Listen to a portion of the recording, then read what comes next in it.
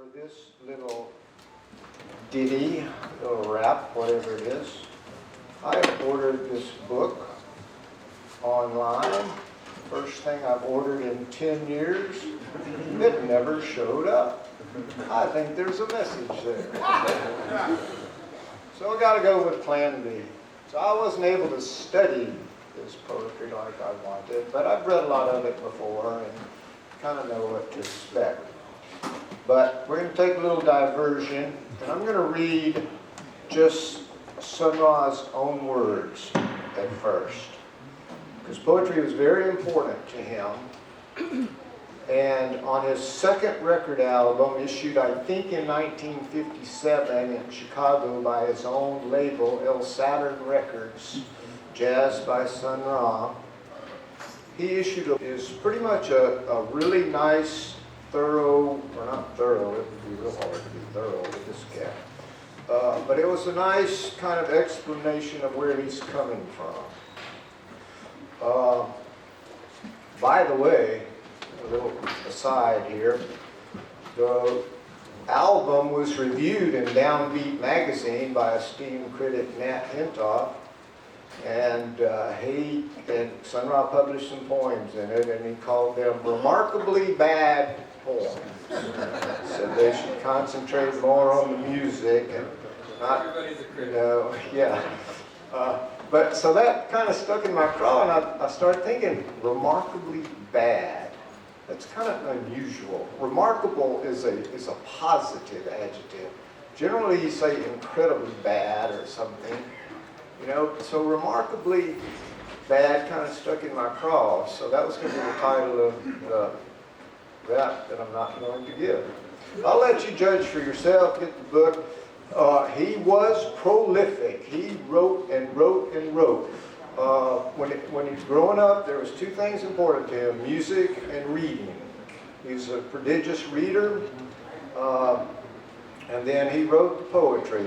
I myself don't think it's the greatest poetry, but what he does, he works out. He's a great wordsmith. He plays with words, and he's working out his cosmology. You know, cosmology is the study of the meaning of the universe. SunRa was always trying to figure out the universe. And it's in his poetry. A lot of it's didactic. A lot of it is wordplay. But here's the general statement. This is prose. It's kind of like prose poems. The aim of my compositions. All of my compositions are meant to depict happiness, combined with beauty in a free manner. Happiness, as well as pleasure in beauty, has many degrees of existence. My aim is to express these degrees in sounds which can be understood by the entire world. He was ambitious. All of my music is tested for effect. By effect, I mean mental impression. The mental impression I intend to convey is that of being alive, vitally alive. The real aim of this music is to coordinate the minds of people into an intelligent reach for a better world. A better world. This is one of his more famous chants in his music. A better world. A better world. And an intelligent approach to the living future. By peoples, I mean all of the people of different nations who are living today.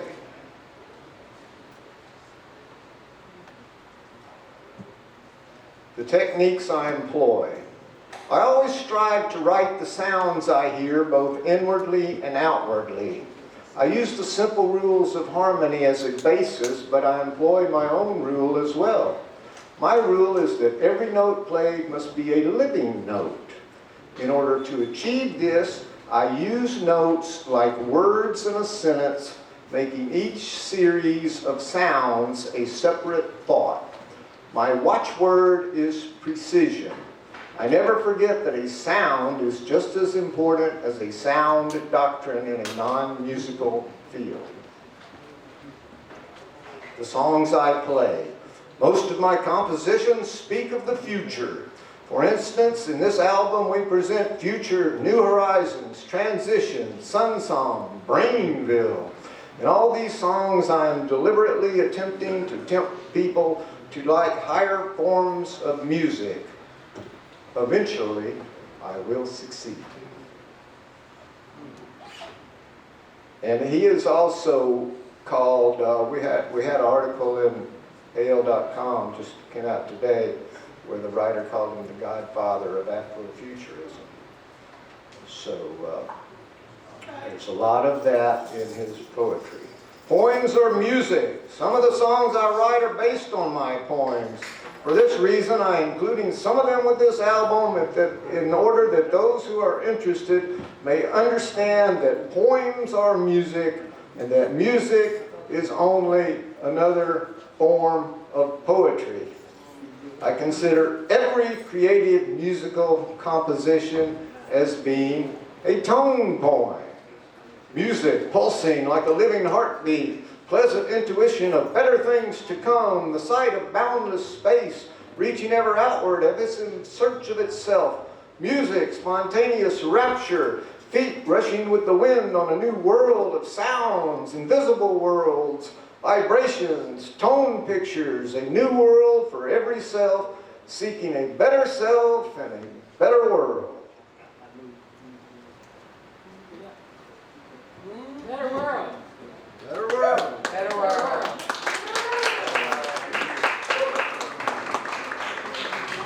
This city is the universe. Because it is that city of all natural creation. It is surrounded by the wilderness, the encircling forest of the edge of itself. All that is endlessly beyond. This city is the Magi's thought. This city is the magic of the Magi's thought. The idea, the calculated knowledge of it, eternally balanced by the uncalculated presence of the intuition, potential intruder, the beam, harmonic precision, celestial being, chromatic rays, race, chromatic rays, race, chromatic rays, race. This is where I need a light show. There are angels. There are angels. They guard and watch, permit and limit. Either way, they are powers, principalities, and thrones. They dwell within as well as without the city. The third heaven slaves, who and what and why are they? I see places of disguise. Hidden monarchs of the past hid them. The Magi appears as one of them, but they are not. And he, the master Magi, is not. I see places of disguise. The humanitarians are the cosmo-cursed oath of the living God's second-born, and they are not the firstborn. And all of this is thus, for someone wrote these words, the second child shall stand in his stead.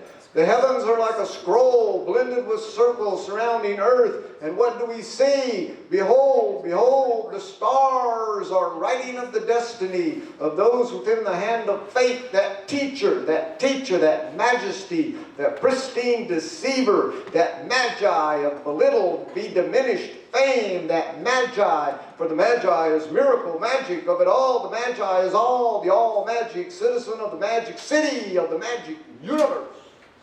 As you can see, it gets rather thick in there.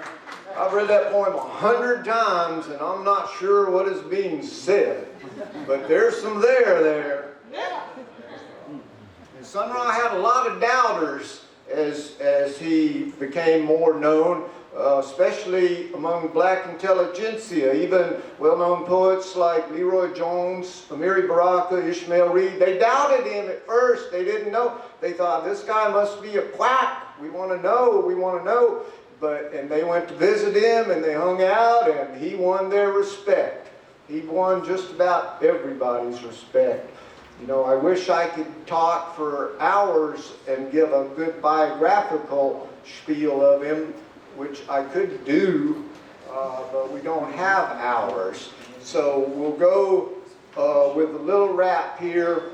This canvas was made to promo a projected documentary film made by these two fellows, Guillaume Maupin and Pablo Guaris, who visited town in January. They're Frenchmen, but they live in Belgium now. They came to town and we met them. They were doing research, and they're supposed to come back in 2023 and film if they get their funding. And they will also be back this year in October and November. So knowing that, and I think Gil said, you know, it'd be nice if somebody built a giant puppet. So someone took that on.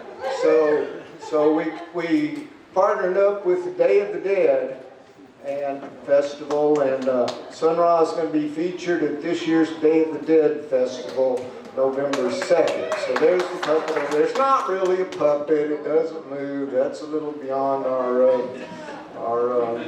you know, ability right now. But and we also have a giant altar for him. So Guillaume and Pablo came out here and gave a great presentation. They're really personable. They just charm the socks off of us. And they should be back in November. And hopefully we'll all get to meet them again. Maybe we'll get in the movie. The movie concentrates on the Birmingham years. SunRa was born here, we think. We might have to defer to Professor Matthews on this. According to his biography, he was born here. We know for certain that he was raised in a house on 25th Street and 5th Avenue North. It's right north of the current downtown post office. That was his great aunt's house, the house he was raised. But this was his domain, the traditional 4th Avenue Black Business District. He used to walk from his house. There was a bookstore on the way. He grew up in his house. His older brother was a jazz fan. He grew up listening to records. There was always books and records in the house. So he would walk these streets, and he was a character even then. He would put on a cape, and he would stop in at Forbes Music. And he was a child prodigy on the piano from an early age, and they discovered this at Forbes. And they would let him come in there and test all the new products that came in. And this is very, very interesting and kind of breakthrough for Birmingham, because this was the 1930s, the heart of Big Sig. You know, it was very, very rare for a black teenager to be even allowed in the front room of that store. So, like I say, he was a child prodigy. Music and writing or reading were his things. He was a student. He attended high school at Industrial High School. Some say it was the largest black high school in the country at the time. It is now Parker High on Greymont Avenue. And he was a student of the great Professor John T. Watley, known throughout the jazz world as Fess Watley. And Fess, music education for blacks in schools, especially jazz, is well known throughout the jazz world. So Fess was a stern disciplinarian.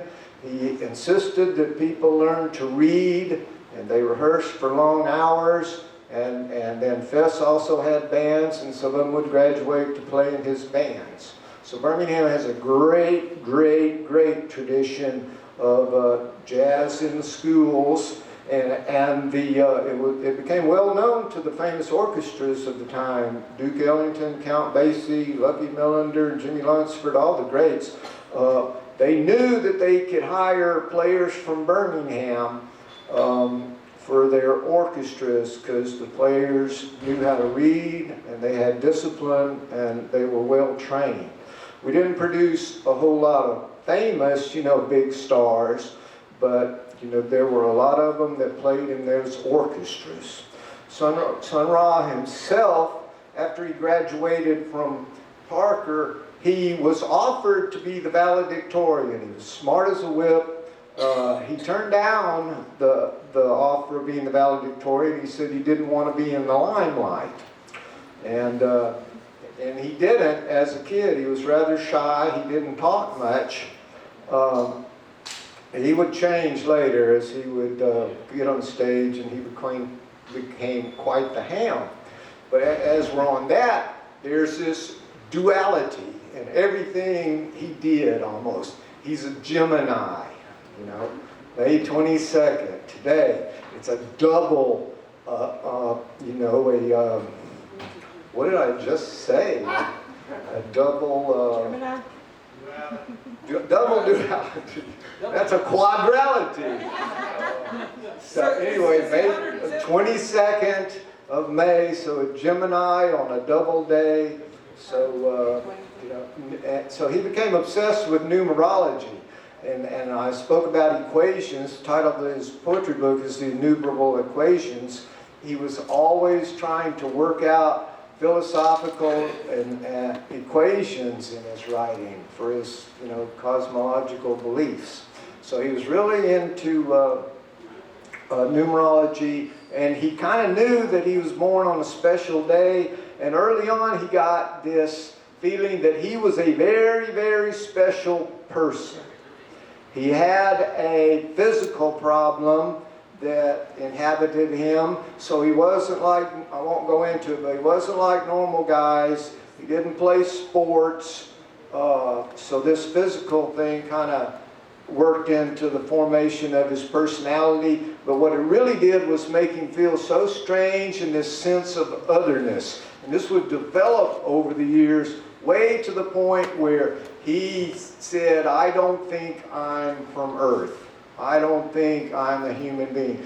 As, you know, I'll back up a little bit. His mother and father left early on in his life, and he was raised by a great aunt, so he didn't have a great sense of mother and father. And all these things fit into his psychology of being just this really strange person that started to figure out, maybe I'm not from here. So he developed this whole cosmology of that maybe he was from Saturn.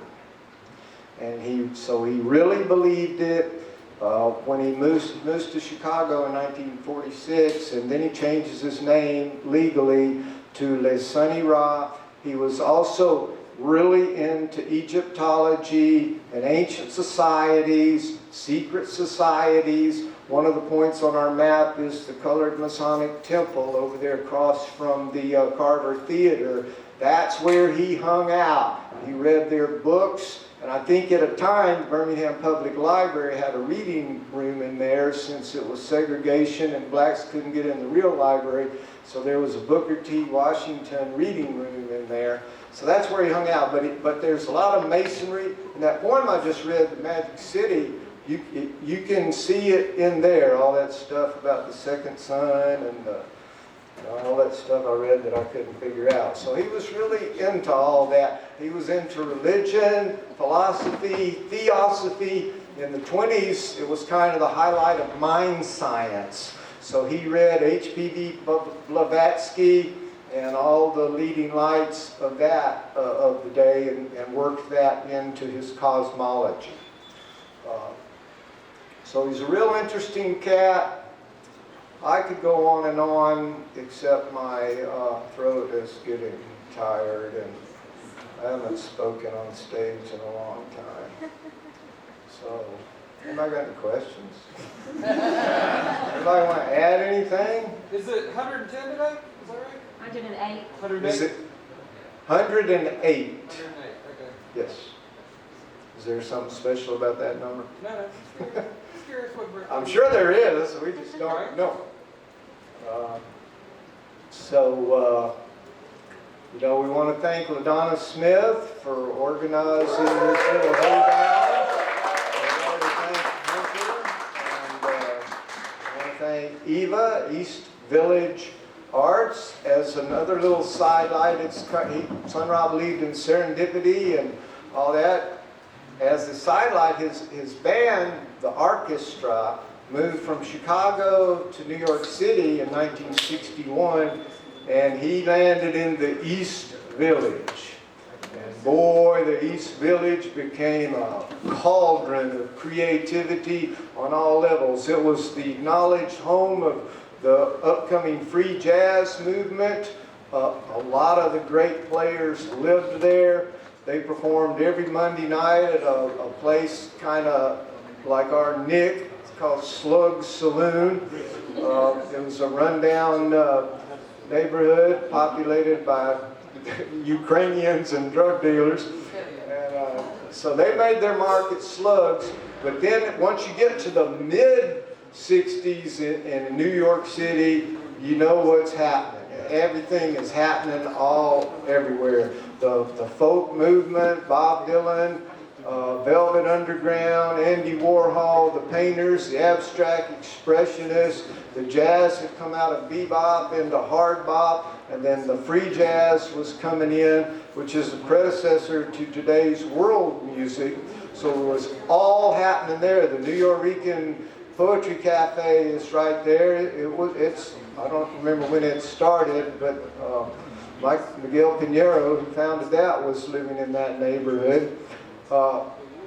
So the orchestra landed in there, and that's when they really took off and started getting popular. They became especially popular with some of the young white hippies. It's kind of a big contradiction that SunRa was all about blackness. His message was to black people, but for somewhere along the line, more white people got into it, and we won't even go there. But he was just in the right place at the right time. It fed his and the whole band's creativity. The orchestra always lived communally, and due to this day. In 1968, they moved to Philadelphia.